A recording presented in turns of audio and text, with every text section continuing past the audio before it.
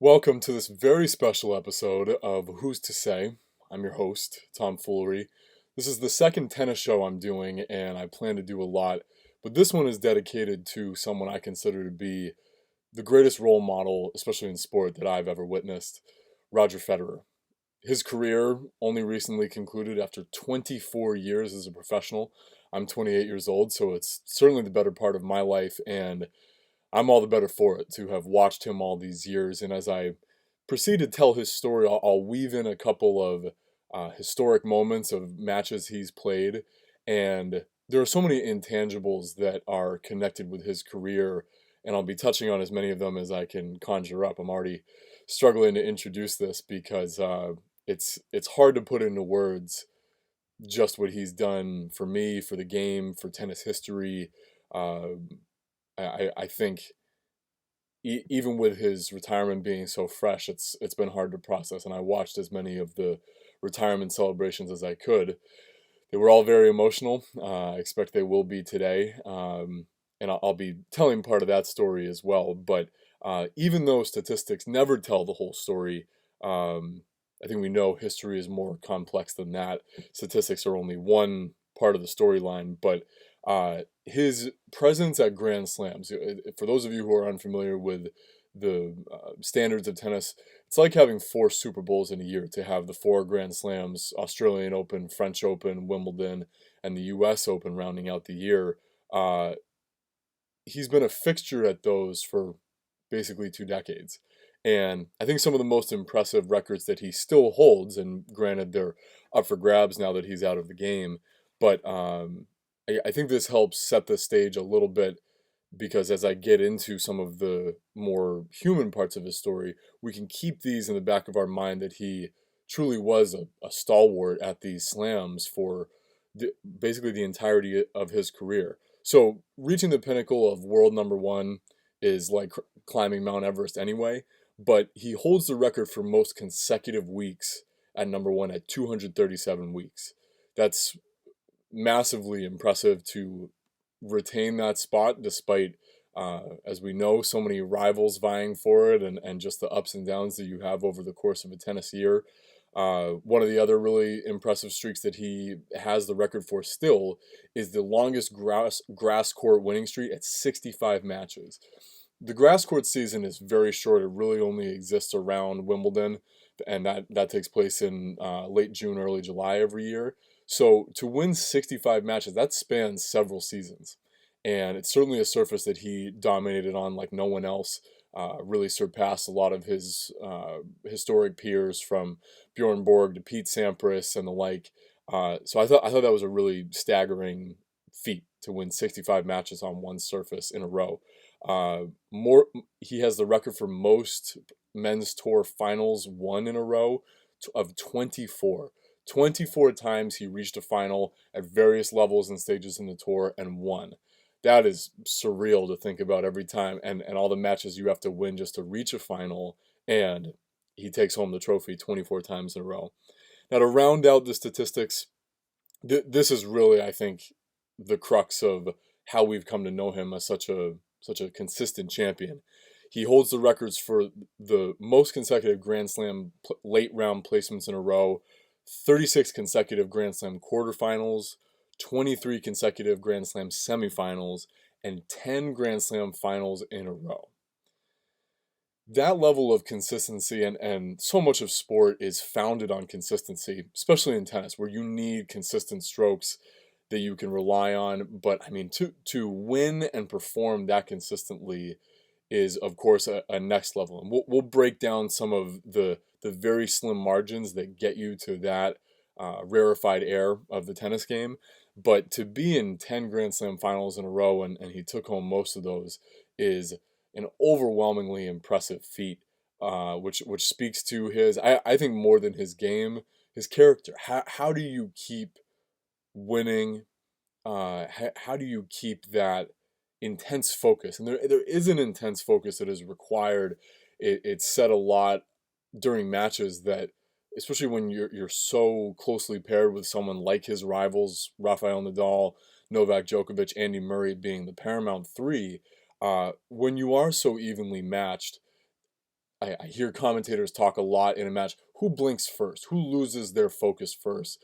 There are countless examples of closely contested games, especially tiebreakers as well, where you can't help but be so locked in that and both opponents are experiencing the same uh, intensity of focus, that if you do blink, if your focus wavers even for a moment, even for a swing, a point, it changes the outcome of the match. And I think a further statistic that helps just drive this point home, and I heard this recently on a podcast. The hosts were reflecting on, especially when Federer was in the prime of his career. You could say that was in the mid 2000s. I have a particular experience that puts me at one of those historic moments. But in 2005 and between 2005 and the end of 2006, so 2 full seasons on tour, Federer played 182 matches. That alone is and I don't quite have a comparison for it, but I mean, gosh, if you figure 2.5, 3 hours plus on average, that's a lot of time on court in 2 years. His record in those 2 years was 173 wins and 9 losses, which is a 95% winning percentage. I'm speechless even to think about that, because the the the nuance that I'll bring to that particular statistic is that although he won 95% of the matches, over the course of a match, you lose so much, you lose so many points. And this is the supplementary statistic. In those years, the tour average, and this is likely still consistent today, but the tour average of points won for any given pro is 53% of the points won in a match. Federer and Nadal, I believe it was, in those years in the 2000s, on average they were winning 55% of the points. So a 2% difference in average points won in a match turns into a 95% match winning percentage, which is, I mean, that I think it doesn't quite sum up the story, but when you're talking about a 2% difference of points won in a match, and there's some amazing statistical stories of when you have someone who loses the total points won battle in a match, but you can still win the match. I mean, these are the incredible complexities and nuances of tennis that you experience so much losing. You can lose, more than half the points in a match and still come out the victor. And that is a testament to the resiliency, to what we talk about in tennis as short-term memory. That's what I'm always talking about and telling my doubles partners is, hey, short-term memory, whatever happened to that last point, it really does not matter. It's such a finality to the the conclusion and the rapid pace at which you have to move on, because there's another ball coming back at you, there's another point to be played. And I think few people have done that as well as the handful of champions we've witnessed in the last better part of 2 decades in Roger, Rafa, Novak. I'll give a nod to Andy Murray as well there, but this is my segue into certainly one of the most really dominant performances of Roger Federer's career, and it's where I'll have to begin some of the matches I wanted to highlight to weave the threads of this story together. At the 2004 U.S. Open final, yours truly was sitting behind the baseline, not directly behind the baseline. Of course, I was 10 years old, so my memory probably has me favoring my perspective a little bit more, but honestly, it felt like we were on top of the baseline as far as I was concerned. And this is still very early in Roger's career. He was #1 in the world at the time, I believe, but it was clear that he was a whirlwind force that was coming to take over the tour. And I was not as privy to what brought him to that final, but in my research for this, I remembered or determined that his quarterfinal opponent in 2004 was Andre Agassi, beloved American champion, 8-time Slam champion, U.S. Open winner multiple times, and certainly one of the, I think before Roger, one of the most beloved tennis players in the world. And even still in 2004, of course, in the twilight of his career, Agassi and Roger would play a couple more times at the U.S. Open, but they battled over 5 sets in the 2004 U.S. Open quarterfinals. And Roger was victorious in that, won his semifinal. And when he arrived at the final, he was paired up against Lleyton Hewitt. Lleyton Hewitt was one of the best fighters and super talented athlete out of Australia. He now captains the Australian Davis Cup teams and is very influential in Tennis Australia. One of the, I think, premier world or international organizations for tennis development. If you look at what the Aussies have done, even going back to the early part of the 20th century, it really is a world-class model. And now Lleyton Hewitt is one of the people at the helm of that. But so for them to be combatants at the 2004 U.S. Open final, absolute barn burner. And going into that as a spectator, someone who was there live as a 10-year-old tennis fanatic, couldn't ask for more. And not to be too anticlimactic, but the the result was a 1 hour 50-minute thrashing of Federer over Hewitt. And when I tell you no one, I mean I've gone through the annals of reports of this. No one was expecting that result. It was such an overwhelming performance by Roger. Really, there was no competitive element until deep into the second set. I think he could have served the set out at, I think it was 5-4. That set went to a tiebreaker, but the final scoreline was 6-love, 7-6, 6-love in 1 hour 49 minutes. As I said, I mean, for Grand Slam matches, you're expecting to dig in for 3+ hours because it's best of 5. It's the end of the tournament. You've got certainly one of the best players in the world for many years. Lleyton Hewitt was a world #1 as well. And as I said, I mean, just the epitome of a fighter. Court coverage was undeniable, and yet he was so significantly overpowered by Roger Federer. I think that's a testament to his greatness for sure.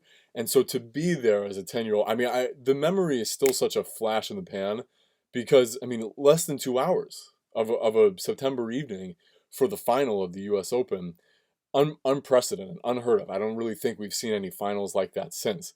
And it was a very, very telling match because how we came to understand Federer, especially in the years following that. Now, he went on to win, I think it was 4 U.S. Opens in a row, possibly 5.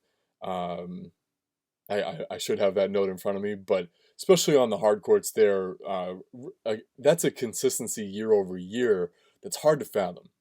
And since he's several years older than Rafa and Novak, he was, I mean, totally paving his own runway for a takeoff into, not quite into the sunset. I mean, he did have some hiccups along the way, but that is a sheer force of nature to be able to do that to another top competitor.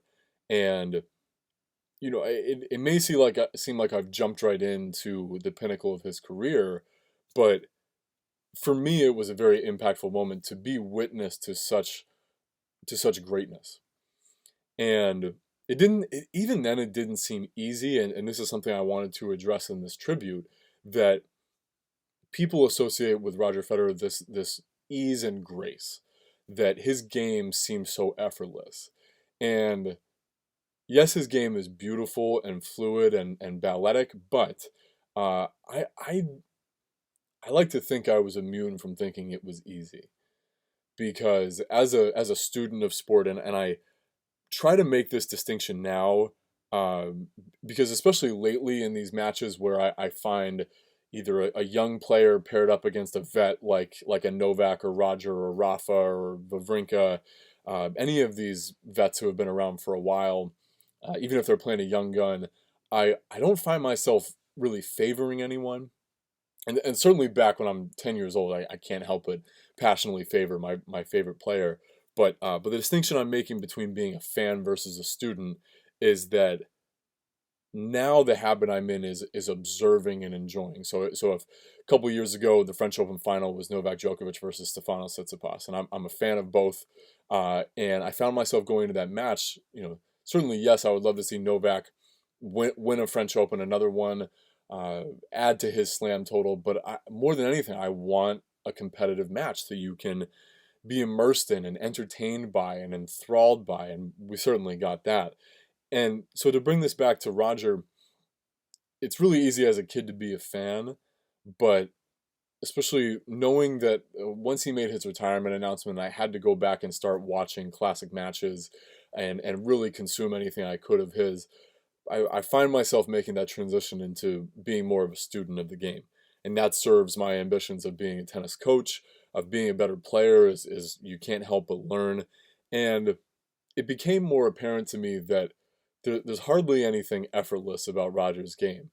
He's such a gladiator. And yes, there is, as I said, a beautiful element to his performance, but there's an intensity beneath the surface that with other players it is very overt. A Rafa, he's grunting, he's yelling, he's swinging so hard. I mean, they all are, but even still, I can't help but intuit that for Roger to be able to produce that sort of performance, you know there's a lot of work and suffering and discipline that went into that level of what he's able to do physically. And so one of the books I have over my shoulder is The Master, written by Christopher Clary, came out in, I believe, August of last year, 2021. And that is one of the seminal publications I've read about Roger. There's a fair amount of collaboration. It was an amalgamation of interviews over the years. It wasn't them just sitting down to write this book, but it spanned his career to date and some of the incredible uh, explorations of the history and how he came to be the incredible champion he became. One of the people, and so this is very dear to my heart in this story, one of the people who is credited with having a significant influence on Roger's career is his trainer, Pierre Paganini, who's he's a Swiss. He has a decathlon background, a track and field acumen, but even Roger, I mean, he's very deft at how he credits people with impacting his career, but especially people around his circle and Roger himself have conceded without Pierre, the longevity is probably not a given. And so, I mean, I became really interested in the story of how these two work together. And this especially stood out from the book that uh, Pierre Paganini was referred to as a sounding board, a spiritual guide, and the final word on schedule. So over his career, I mean, we talked about in 2 years, he played 182 matches. Those are, I mean, marathons in and of themselves to be out there for hours and hours, sprint, stop, recover, sprint, stop. That's the nature of the game. And it was Pierre Paganini who intuited that and then put it into a program of, this, as he said, be fast repeatedly for a long time. So in tennis training, it doesn't, I think the old school fitness training is hey, go for a run and work on your quote cardio and your endurance there. But it's a really, I mean, I so enjoy the sport because of that short burst intensity where you are all out for 20 seconds, if that, and then you're resting for 20 seconds. It's somewhat Tabata like. You've got 60 seconds on a changeover to sit in your chair and regroup. But when we talk about the ease of Federer's performance, you pretty much never would see him breathing heavily through the mouth. None of this. He's not gasping for air. He's not flushed. He's not looking. I think one of the things people also point to, in contrast with him and Rafa, Rafa is a couple points into the match and he's standing over the baseline bouncing the ball for his serve, and you see the sweat cascading down his nose and off of his body, and 3 hours into a tennis match, it looks like Roger Federer is barely sweating. And so that will rub people the wrong way. It seems a little bit of Prince Charming, that he's too dainty to sweat, but he's a worker and he's a fighter, and that's shown through the more you read about his training. And a lot of it is kept from the pages of this book. I mean, a lot of it is certainly private, but one of the themes of this tribute is the importance of team. And we don't really appreciate that when we look at individual athletes, especially in a sport like tennis where they're isolated on the court of performance from their box. The rules have only recently changed that coaches are able to communicate. It's not so much coaching with their players, but they're able to um, exclaim some motivation, maybe a reminder here and there. The rules are quite a gray area at the moment because I think the rule says something like you're not able to communicate full sentences or anything like that. But it is a very isolating sport to be out there with no reprieve, and you're not able to check in with your coaches and get that any sort of reset or pivot in your tactics. So it's very lonely. And that's why preparation is such a pivotal element of your performance. And it's not just game plan. I mean, it's certainly the training. So the fact that Roger has a quarter quarter century long relationship with someone like Pierre Paganini, uh, I think it speaks volumes to not only his loyalty, but his understanding of when you've established a relationship with someone and it is so productive to your career.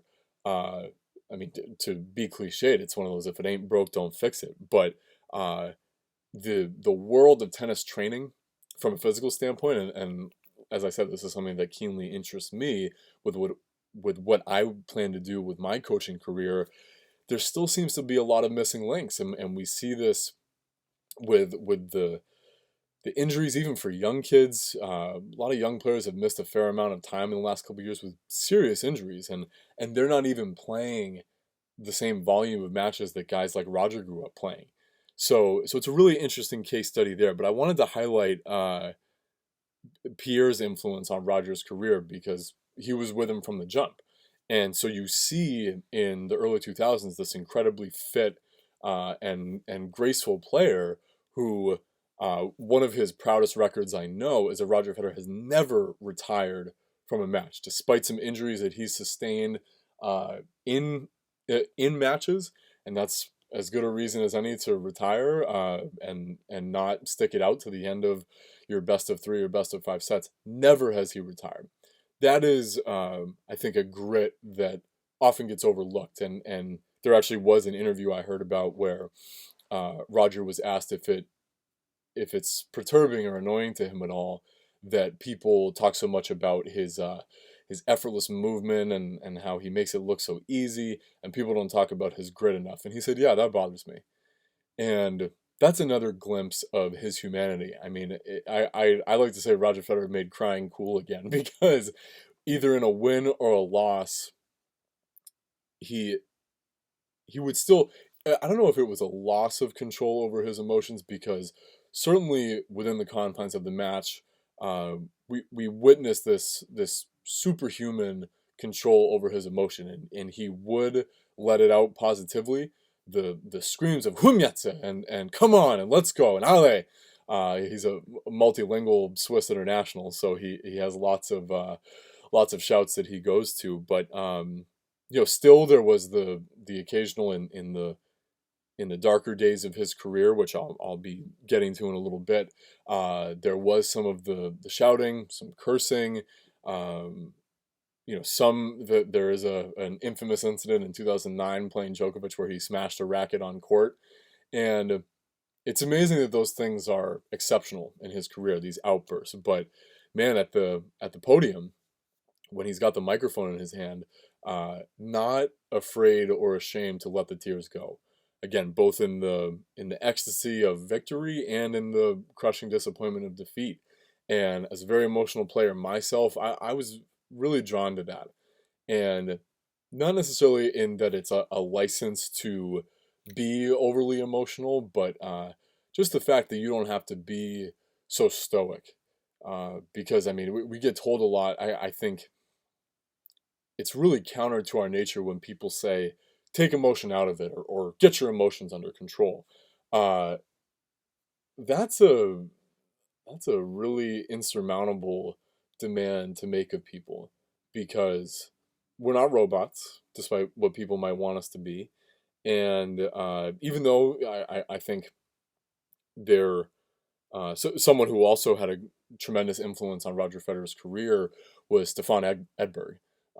Amazing Swiss player in the 80s and 90s, serve and volleyer, and just superbly gifted volleyer, and aggressive player, but people thought of him as a robot because he was emotionless, and that clearly worked well for Edberg, and uh, it brought him a lot of victory and acclaim.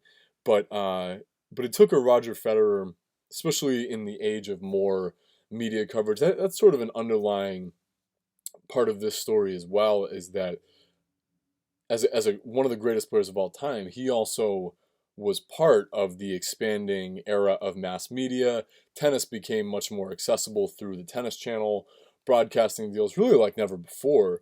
But when I was watching him live in 2004 as a 10-year-old, I wasn't exactly watching tennis TV all the time, but certainly over the course of the next decades, you had a lot more ability to witness these players and watch them over the course of a season. And tennis season is a long season. It starts in mid-January. They play till mid-November. I mean, you're hard pressed to find a more demanding schedule like that. So this is where the team becomes so critical, and I thought it was really fascinating that someone like Pierre Paganini, a trainer in his camp, was the final say on scheduling to help Roger plan the union of tough, consistent work and then rest and escape. And the rest and escape portion is especially profound because this is partly at the center of the story of Roger Federer, that how he so fluidly transitions between the the heights of competition to what seems to be, I mean, he just seems like such a normal is a, it almost seems like an epithet to describe him, but from what you learn about people who cover the sport and people who are near and dear to the Federer family, is that he has this uncanny ability to transition from the throes of what from where I sit, and I would imagine from their position on center court, it feels like a duel. It is the closest thing. I didn't grow up watching boxing or fighting or any of the combat sports. I do really enjoy them now because I've explored more of the warrior spirit, and it's so captivating to me that people can put their lives on the line like that. Tennis, even though they're separated by 70 plus feet, each winner feels like a liver shot, and each ace feels like a jab to the face. I mean, there's so many parallels between boxing, combat sports, what have you, and tennis. They really do feel like they're dueling, and it seems so physical, even though they're just hitting the ball. That in and of itself is physical when you're thinking about the torque and tension it takes to uncoil and fire a ball across the court, try to hit it past someone with outstanding speed. It's so physical, and it gets me fired up just talking about it. But this is all to say that it is very pugilistic.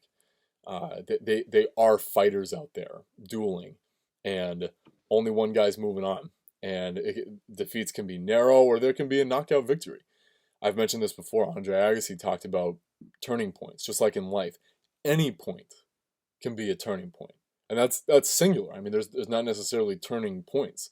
There's these pivotal moments that make or break you as a person and your ability to perform and achieve greatness within a match, within a tournament, within a career.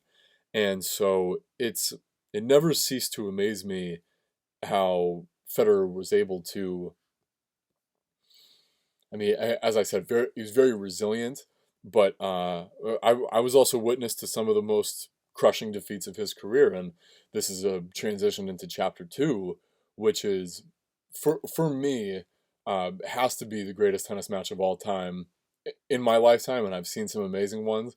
But the 2008 Wimbledon final, Federer versus Nadal, Federer had Bjorn Borg, one of his other idols, in the stands, as I think for that match, Federer had won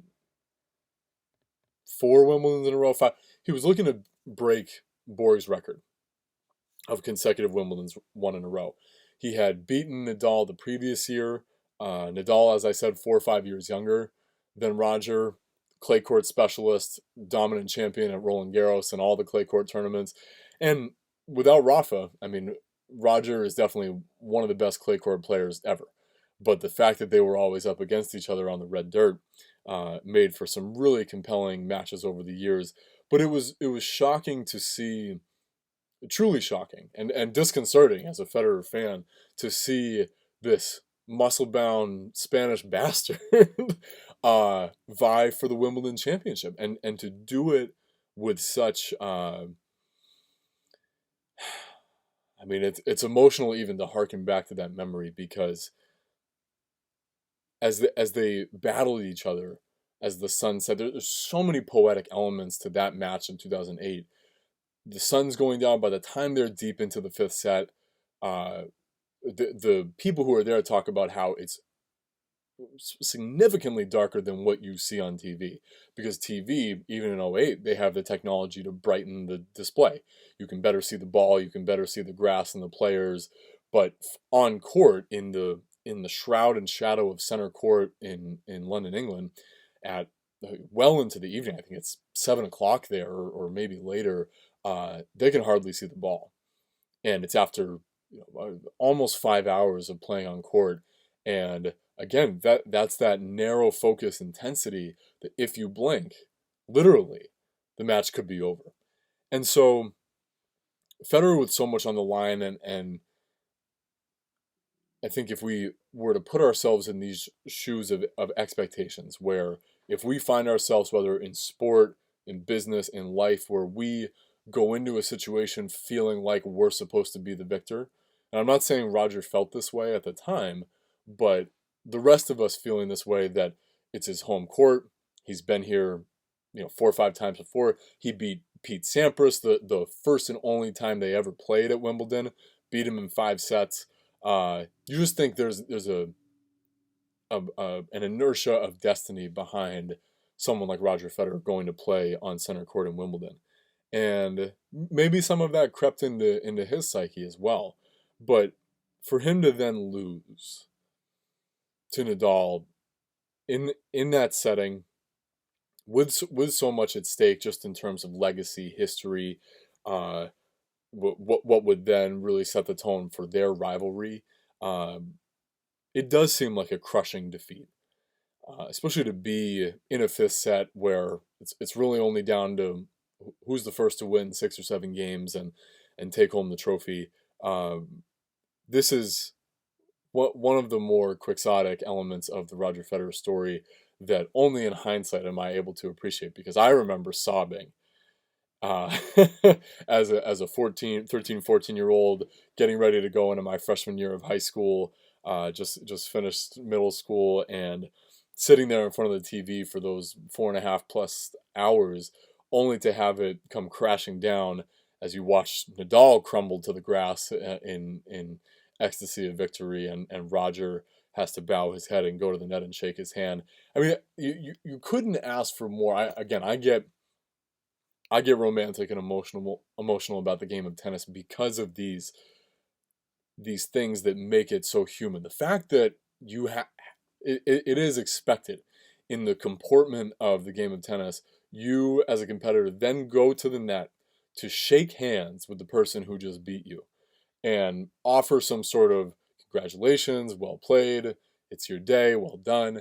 And then you have to be the first one to go shake hands with the umpire, and then bow your head, go back to your chair while your opponent dances around the court, celebrates, enjoys all of the applause. I mean, it's very, you might think it's no different than any other sport where the winners get the applause and the losers have to hang their head and go back to the locker room. But again, because it's so lonely, and every outcome is on your shoulders.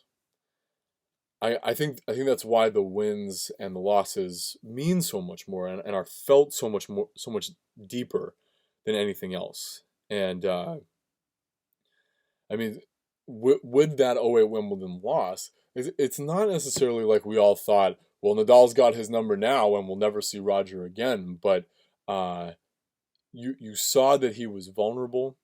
You believed that if Nadal can beat him on his own turf, literally on his own turf, maybe he's his kryptonite. And as we give credence to the people who have had the most profound influence on sculpting the statue of Roger Federer and why his image and his memory will be preserved throughout sports history, you need a foil. And Rafael Nadal, it can't be understated. I will certainly have to do a tribute to Rafa one of these days, when his retirement comes, because you can't help but be grateful. And Roger Federer has said the same. I mean, even in those heart-wrenching moments and losses, and quite a few of them came at Rafa's hands in Slam finals, in Masters finals. Um, Rogers talked about how the wins and the losses balance out. That there have been tournaments he won and matches he's won, points he's won that maybe he shouldn't have, losses where he had the match win on his racket and couldn't make it happen. They do balance out, and I think it's been remarkable to see that happen both on the court and off the court for those two. They've become great friends. If you watched any of the Laver Cup or you know any of the story about Roger's retirement, he elected of his own volition to play his final professional match, as doubles partner to Rafa Nadal. So it sort of erodes the concept of a bitter rivalry. They became, despite their differences, I think, exceptionally grateful for what the other was able to do, because it looked like, I mean, my impression was throughout the 2000s and really up until 2008, even though Roger had lost to Rafa before that, not on grass, mind you, but at other tournaments, especially on clay. Uh, you He had that aura, as they all did at varying points, that whomever their opponent was, I think their opponent, it looked like their opponent went in feeling inferior, that they were going to have to do something extraordinary in order to take down a Roger Federer, especially on grass. And it, and yes, he became more vulnerable, but it continued for many years that if your name wasn't Rafa Nadal, if you were paired up against Roger Federer in a match, it really did seem like the the defeat would come sooner than the handshake at the match. You know what I mean? It felt like people were more easily deflated when they came up against Roger, because he still maintained this overpowering presence on the court. And one of the few people in tennis history in this quarter century career who defied that was Rafa Nadal.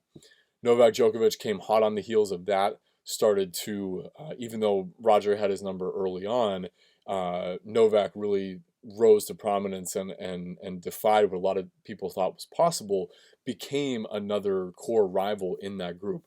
They're referred to now admirably as the Big Three, who have taken every stage from every other player.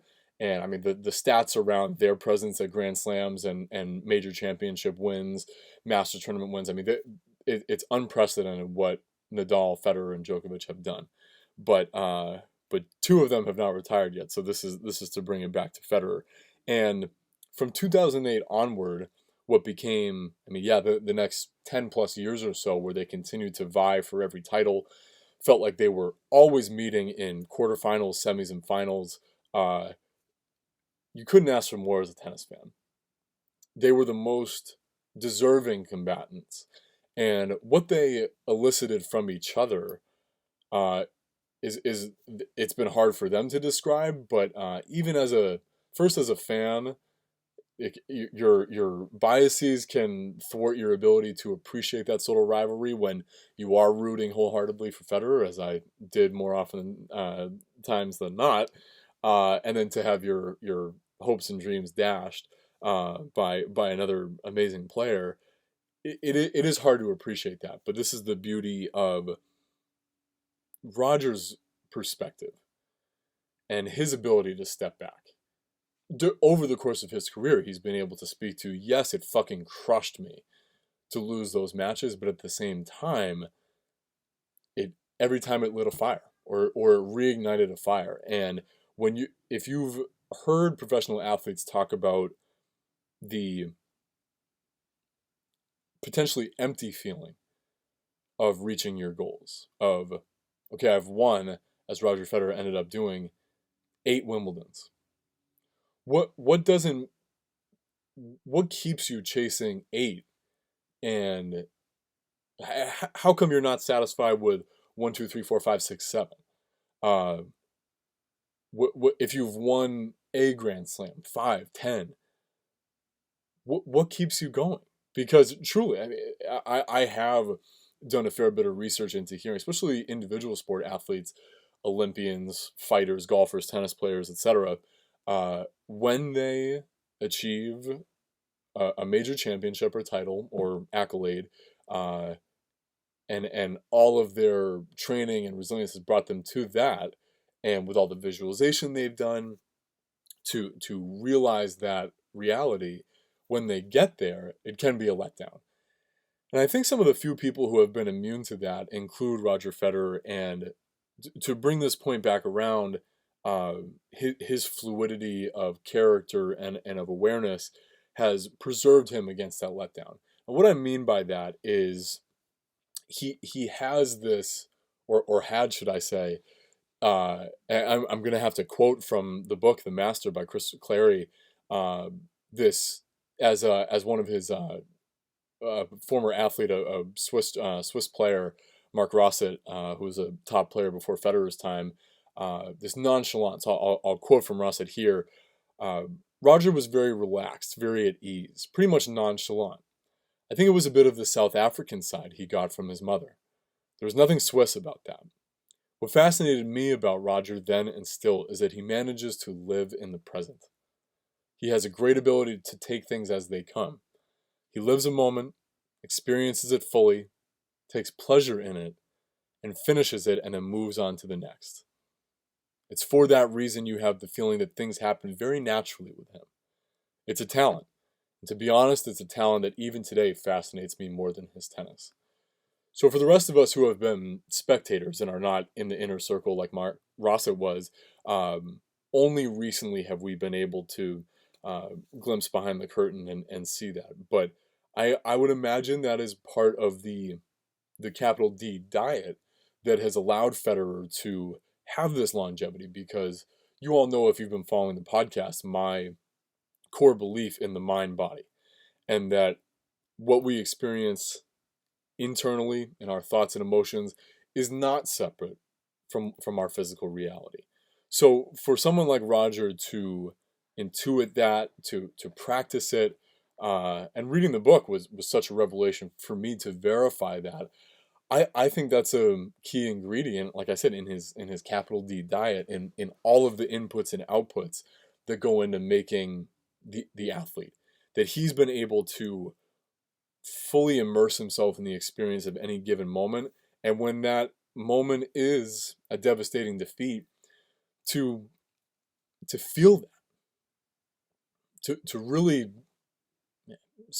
really sit in it.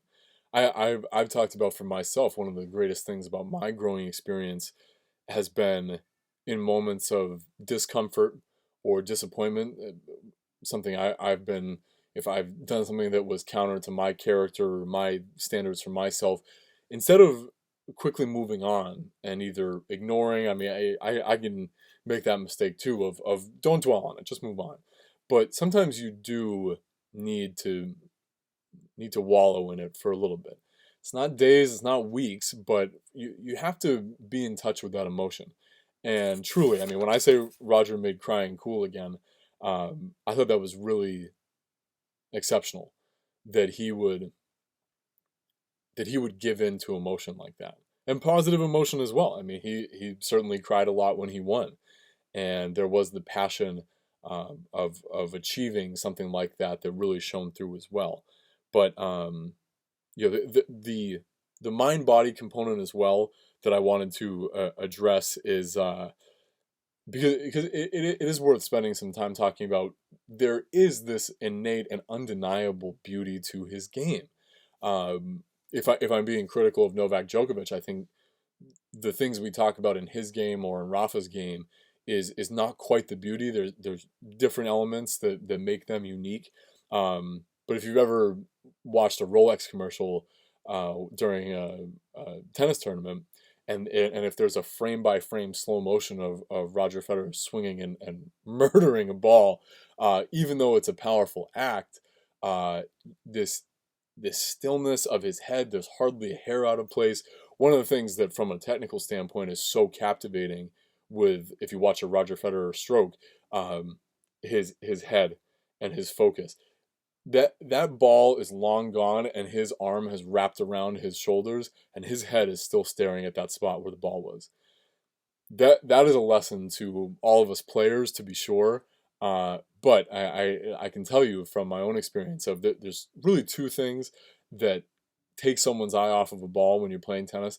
Number one is you want to look at the great shot that you thought you just hit, and meanwhile it's sailing over the fence into the river, or you think the ball is coming right back at you too quickly, so you need to be looking up and be alert again. And the the confidence, the grace, the trust in his game that Roger displays when he has that fortitude of focus to keep looking at the spot where the ball was and fully finish and follow through, let his body uncoil and coil again before he resets and split steps and re-engages in the point. There's a wonderful lesson in that for all of us, which is, again, it speaks to his presence, is that the only thing that matters is not what is this what does this point mean in the match? What's my opponent doing? It's said in tennis anyway, you play the ball, not the opponent.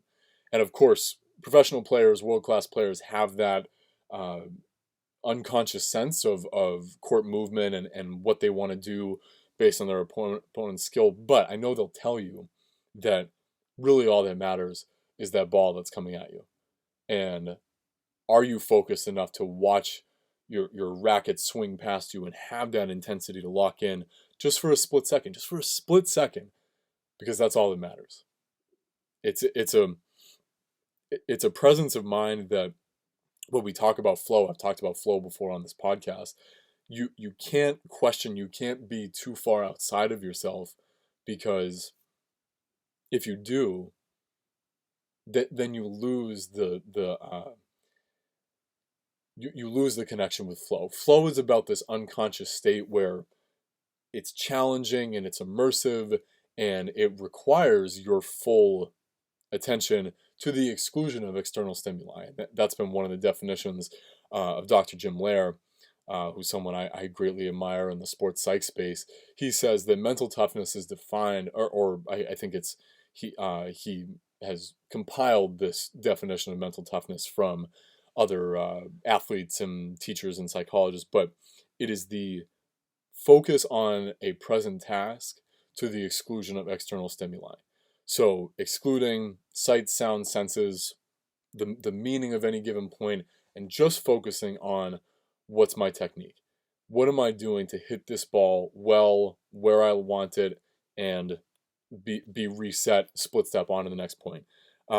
Few people have really, again, the consistency is staggering from Roger Federer over the course of his career, that he's been able to constantly regroup within a match. I mean, I think, as I'll get to shortly, with his so to speak comeback in 2017, when or if we've counted him out, I mean, few champions are wire to wire champions. He has won several tournaments where he never dropped a set, which is just a fascinating feat in and of itself. But it's a part of his game and his career that does not get enough attention. Is his resilience, especially emotional resilience. To go back to his childhood, I mean, those of us who have followed the game and know a bit of his story, and he's one of the first people to admit it as well, that he was an emotional wreck. Very much a hothead, throwing rackets, pouting. And this was even after he was on the pro tour. And yes, he entered as a 18, 19, 20-year-old, I believe. But it took many years for him to really lock in his emotions. And again, not to totally neglect them, but you just have a very short bandwidth for what you're able to allow yourself in a tennis match, because if you get too emotional, either way, if it's riding the positivity high or it's negative emotion, it will derail you. It will compromise your focus. And one of the people who, uh, especially Roger, attributes to helping him master his emotional approach, not master his emotions, but his approach for them, is his mother, Lynette. The quote earlier from Mark Rosset talked about his mother's South African influence. Yet there is a stoicism that comes with that, as I've followed the rugby game. That is apparent from the Springbok team. But I mean, two stories and quotes I love from Lynette Federer. Number one was when he was young and on the pro tour early. She told him that whenever you get upset, throw your racket, scream, lash out, you're revealing a chink in your armor, and your opponent's going to exploit that and pierce you and take you out. And that's I mean, every young tennis player should hear that, especially when you're young and maybe you don't have a particular grasp of where your emotions come from or how to cope with that. But even especially if you're super competitive, like I was, like a lot of young athletes are, they're uber intense competitive. Uh, that's a potent reminder that you're only showing someone. I think her follow up quote to that was, "You're just saying beat me." I'm fragile. I'm emotionally frail. I have a chink in my armor. Beat me here. And so many of the games within tennis is not conceding any of that to an opponent, not giving them any sort of boost to make them feel like, oh, this guy's about to fall apart. This is gonna be a turning point right here, because I'm gonna take him out and it's gonna be break point and he's gonna, emotionally flub this. So there's many great women behind any great man, and Mrs. Federer, Rogers' mom, is no exception. One of the other great stories I heard about her that attest to Roger's intensity, which apparently even until his 40 and 41st year, that one of the only rules for practice is to never let the ball bounce twice. And I love that because that requires an intensity where you're always engaged. And so in practice, your rallying partner can hit the ball out or hit it short, but the point is you go for it.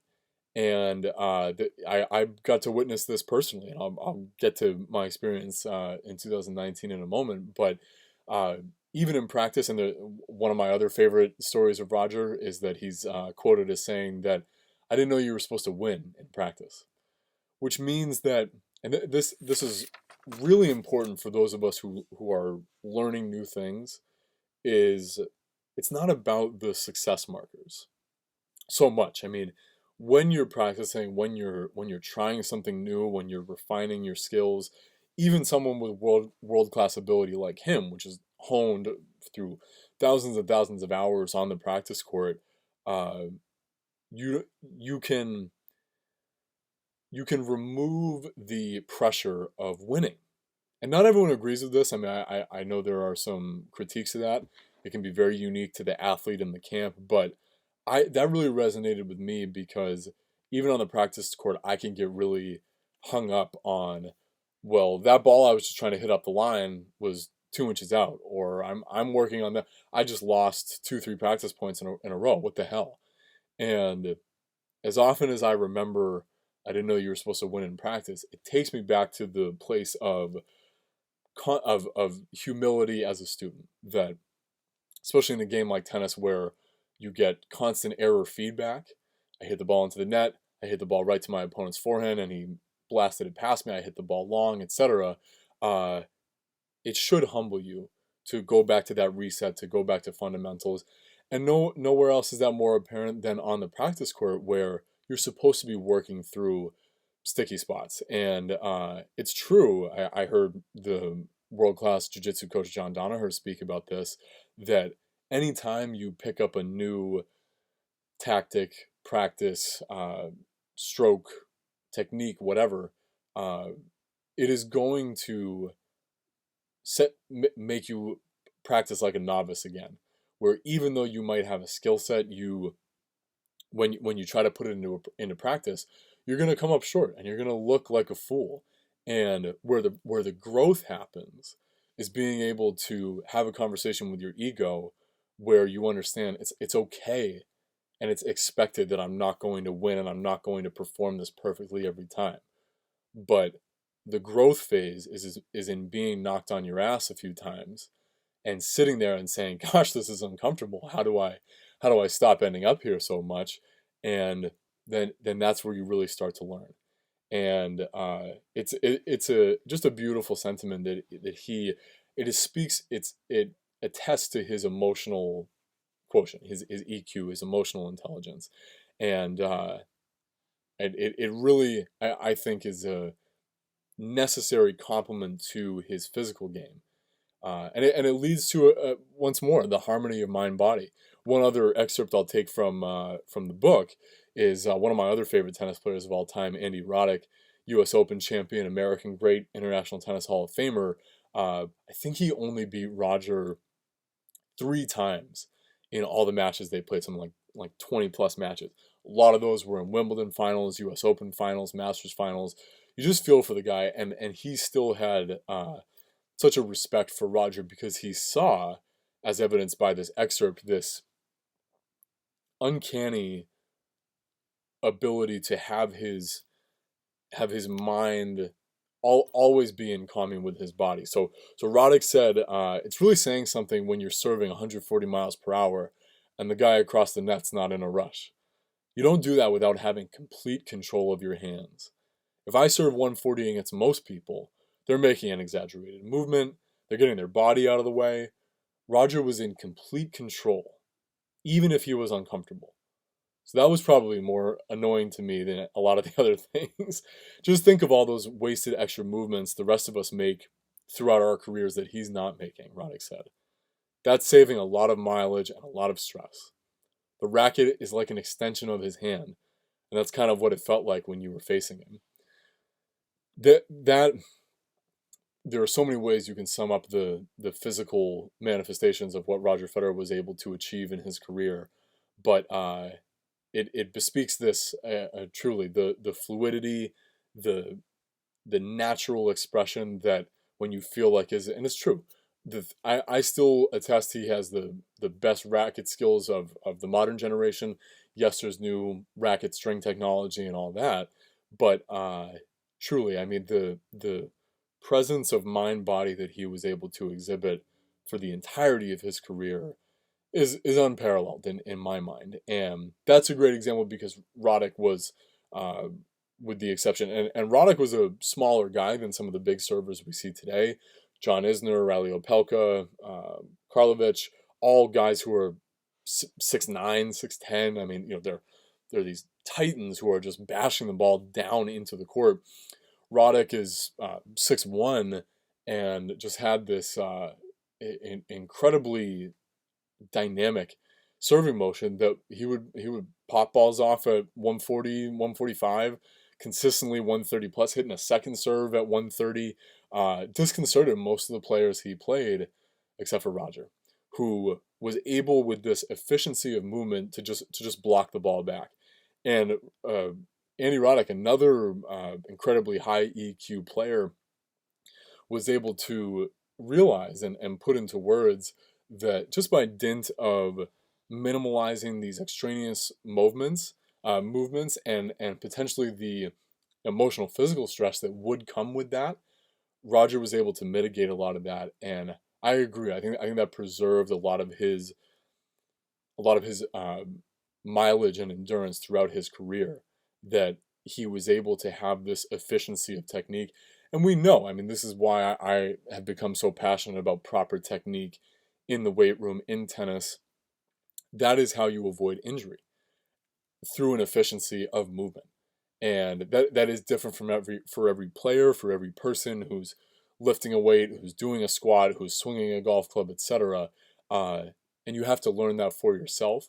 But once you lock it in, I mean, Roger has only made very, very slight variations in his strokes over the years. And it only comes down to things like grip and wrist placement and finger movement, which have really extraordinary. I think every 1 degree change in your grip on a tennis racket um, changes the trajectory of the ball by 30 degrees. I mean, it's these very slight changes that have significant differences. And Roger was able. He's talked about he was never very big into analytics or any of the data. He's just about feel, and you only really achieve that if you have mind body harmony. And I think few other places was this more apparent than when he took several months off, called his season very very early in 2016, and took the time to go back to the drawing board, recover, had knee surgery, as he talks about, spent a lot of great time with his family, and one of the other pillars of his career that I think about often was his return to professional tennis at the 2017 Australian Open. I believe he was the 17th seed, played several wildly intense and demanding 5 set matches en route to the final. I think quarterfinal, semifinal were all 5 set matches for him against really tough opponents. And who does he end up facing in the final? None other than his lifelong rival, Rafa Nadal. And they battle for 5 sets. I think at one point in the 5th set, Roger went down love 3 or 1-4, and it really looked like he was going to lose another final to Rafa. And he, to say that he rose to the occasion would be an unfortunate understatement, because the level of tennis that they both played, I have rarely seen before or since. It was such a razor's edge of competition that I don't know if I was quite in this student of the game phase, but I didn't. Maybe my vitriol for Nadal had softened a little bit, but I was just absolutely enthralled by the level there, and I still, in my mind's eye, I can see on match point Roger jumping up and down after the replay confirms that his ball was in, ready to bawl his eyes out, and just this emotional release that it wells up in the heart of you as a student or fan or whatever you want to call it of physical performance, that he was able to. I mean, it was sort of a grind out. I mean, at that age, 5 years ago, he's 36. He's just off of a 6 7 months off knee surgery. Hasn't played really any competitive tennis, and to have it culminate in his 18th Grand Slam championship over a rival. It really doesn't get more romantic than that. And I think about it so often because I mean he went on to have absolutely sensational year, beat Rafa 4 or 5 more times in matches, a lot of them in finals. Won Miami, won Indian Wells, some also world class tournaments, and it was a resurgence that a lot of people didn't think was possible. And so it it goes beyond confidence. I mean, it really is a I mean, this is when I get emotional as well because there's a heroic element to what these guys are able to do when they've been overlooked. I mean, in the interim when he was out, people were already on to this is the age of Andy Murray, this is the age of Novak Djokovic. I think end of 2016, Andy Murray became world number one, and people were ready to move on from Roger. Hey, great career, 17 slams, good for you, or 16 or whatever he had at the time, and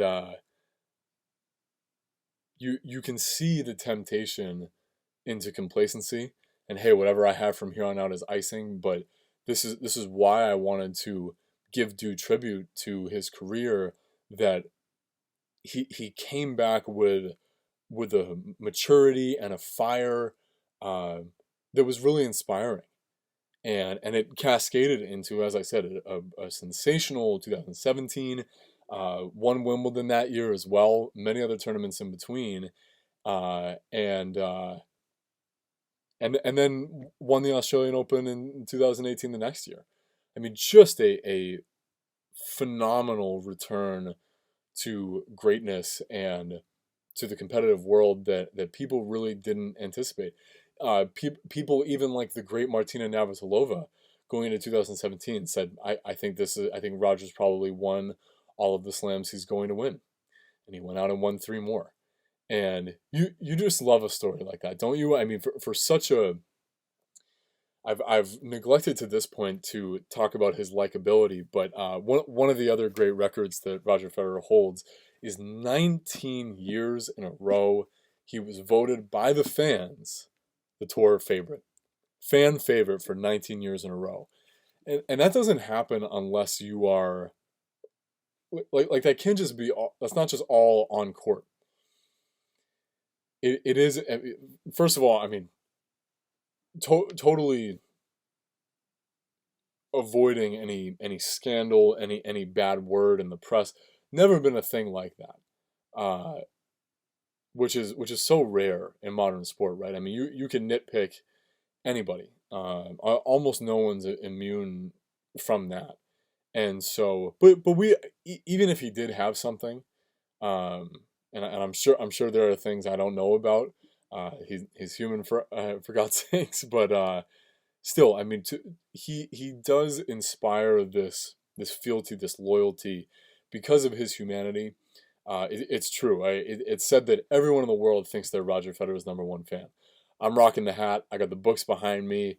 I've got the stories to tell, and 2 last ones coming up as we conclude this tribute. But he's inspired such a connection with the world, and he's also done it, and he's also picked up that mantle of responsibility. When you become that level of role model, I know he's spoken about this. He feels the obligation, so to speak, to live up to that standard. It's one he has for himself. I don't think it brings him any sort of undue uh, dread or angst or anything like that, but he felt that responsibility to take the game to places like South Africa, South America, places where international tour tennis does not really have a foothold. China as well. I mean, in the Asian countries, he's done a lot of great work over there. His foundation does a lot of work in Africa, especially South Africa. Um, he, he's he's just a remarkable person, and I think for those of us in North America, we're so inundated with the spotlight on North American athletes in football, hockey, baseball, basketball, and that spotlight pales in comparison to being an individual athlete on the world stage. And the way he's risen to that and done it with such aplomb and gratitude, and the fun that he has. People talk about it. I mean, it's so he's always smiling, joking. He's very self-deprecating. He's very understated. I think you only get there if you have a life of, and this is where we get into his legacy that goes so far beyond numbers. We're going to remember him for his character, and uh, I'm laughing because yeah, I mean, I just think about how many times he makes these awkward jokes and off-court interviews that only make himself laugh, and you just can't help but love it. And we're going to miss that because I don't know who is primed in the next generation. In the background here, I have Dominic Thiem on, and I'm really a huge fan of Dominic Thiem. He struggled a lot with injury. He actually worked with Pierre Paganini, Federer's trainer, back in the day when Thiem was coming up.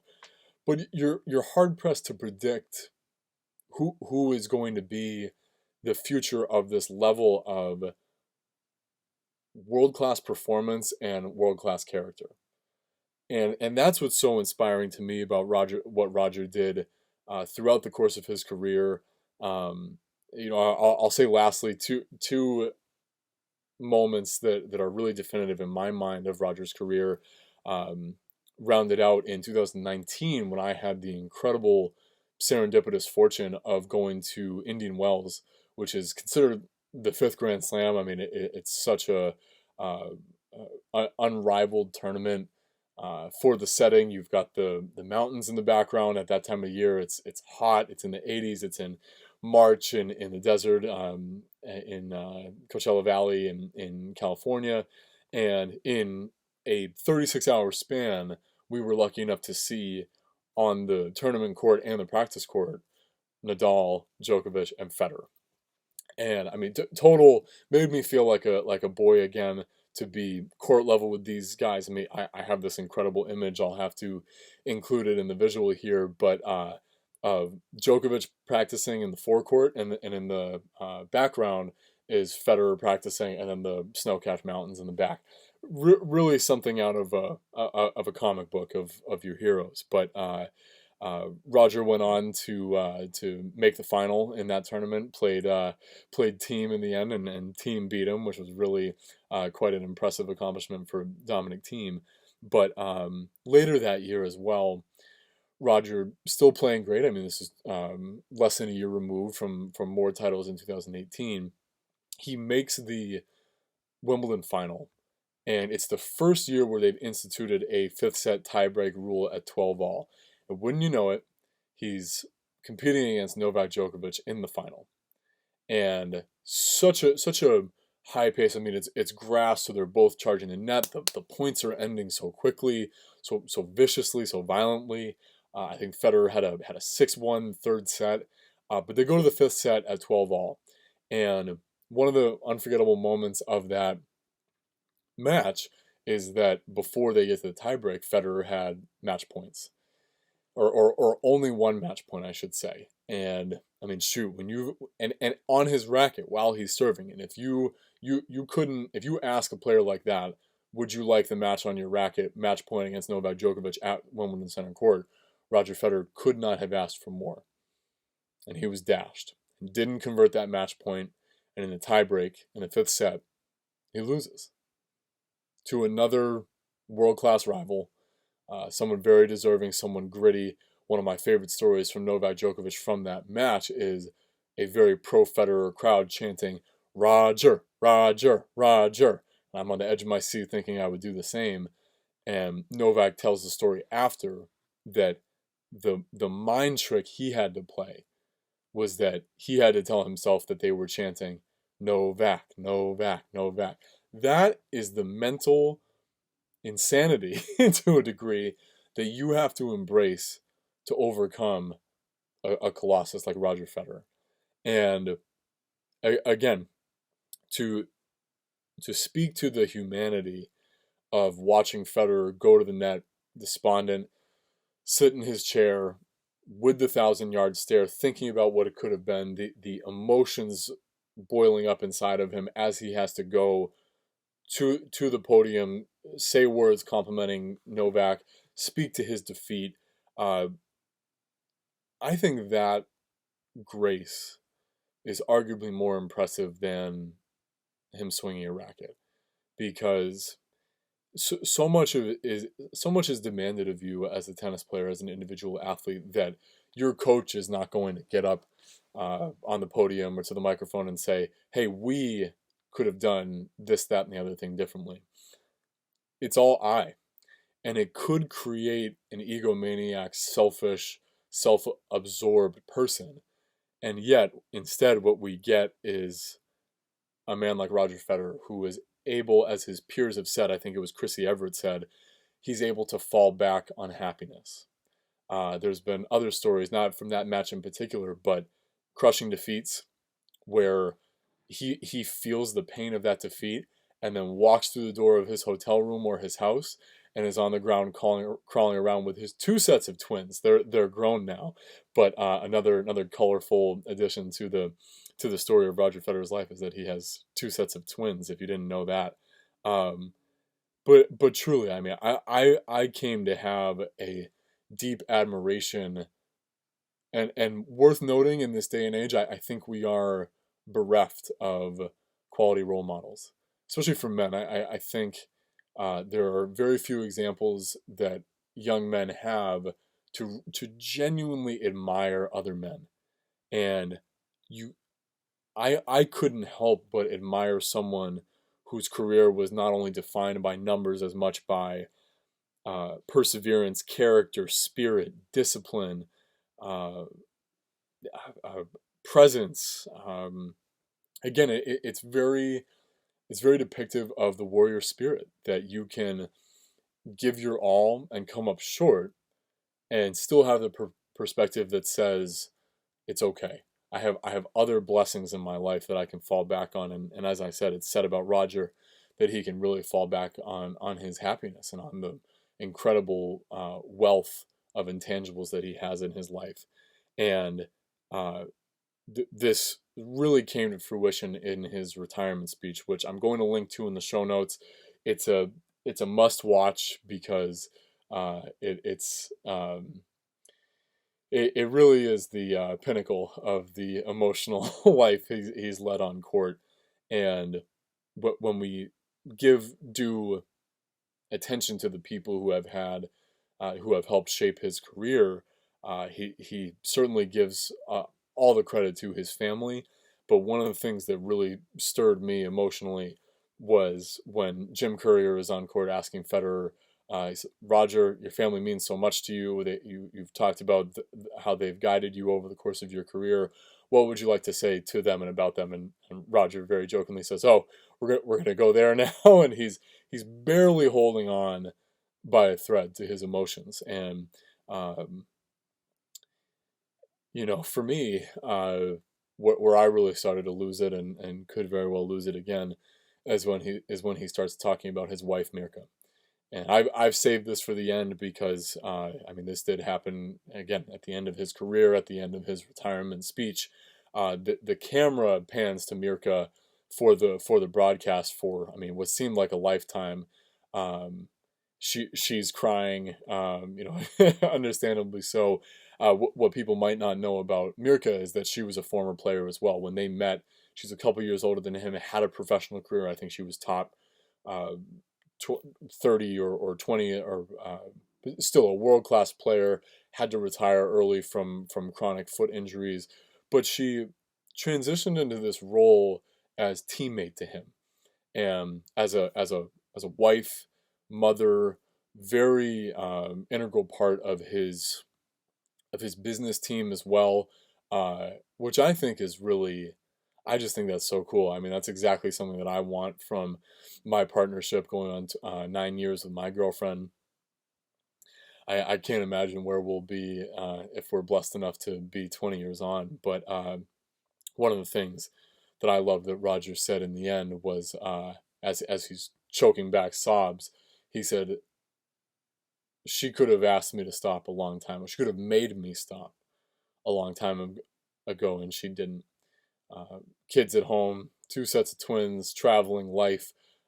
She she totally stepped up and supported me and supported us through all of that, and never forced him to walk away. I mean, he was given the gift to walk away when he chose to, and I think a lot of that is due to how he set himself up, and how well he knows himself, his family, his life, that he's able to have the confidence in that decision.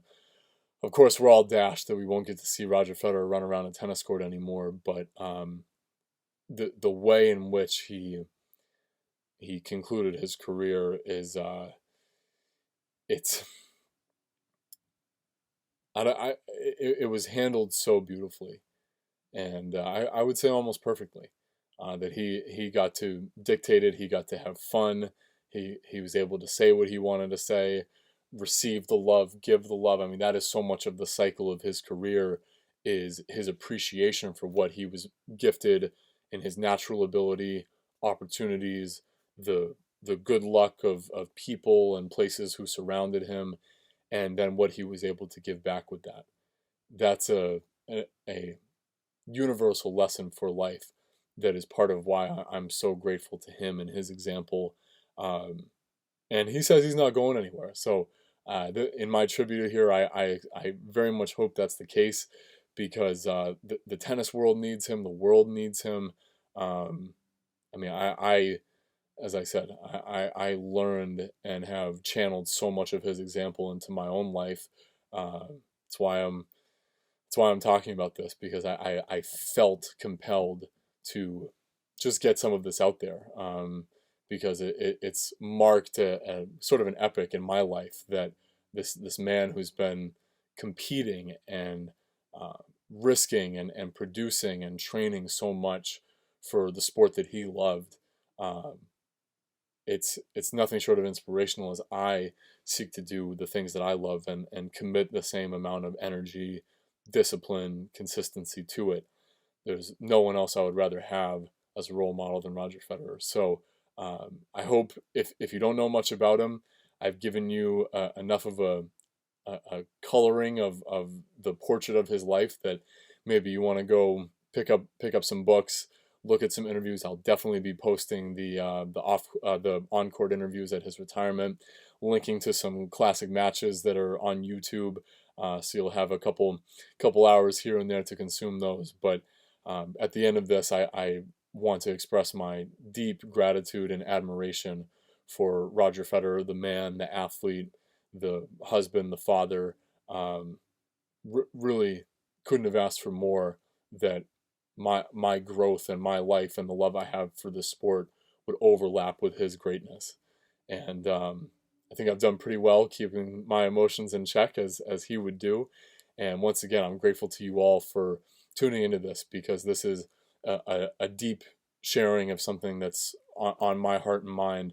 I think he is one of those historic figures who is deserving of all of the attention and admiration that he gets. So, to you, Roger, I tip my cap, take it off for the last time, but no, your legacy is eternal for sure. So, thank you for listening to Who's to Say. For today, it's been me, Tom Foolery, and until next time, thank you again for your attention and your willingness to let me share part of my story and as much of Roger Federer's story as I can share in this time. So, thank you and take care.